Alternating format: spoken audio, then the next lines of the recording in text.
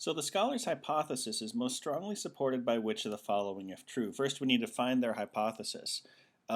Scholars believe that the ship sank during a hurricane that swept down the coast in 1872, but there's no records on the ship to confirm this hypothesis. So we need to somehow guarantee that or somehow support the notion that the ship sank during a devastating hurricane in 1872.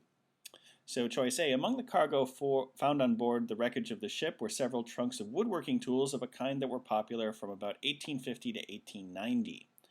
Now, of course, if the tools were from 1850, they could be on board a ship that sank in 1872.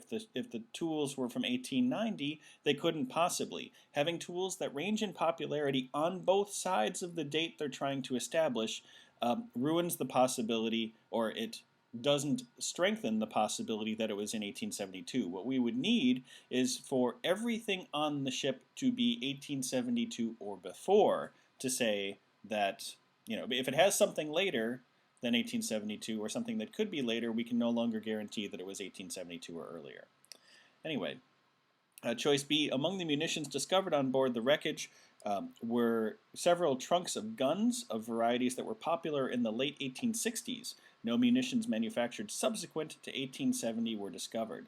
So if nothing on the ship, or nothing in the trunks of guns, was past 1870, that makes it more likely that it could have gone down in 1872. So we'll keep this one as an option and check the other ones.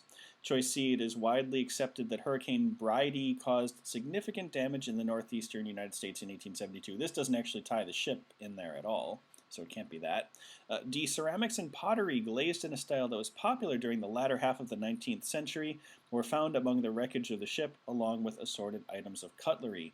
The latter half of the 19th century is 1851 to 1899, which is way past the 1872 that we need to guarantee. So since the things could be much, much later, this definitely doesn't nail it down to 1872 or earlier.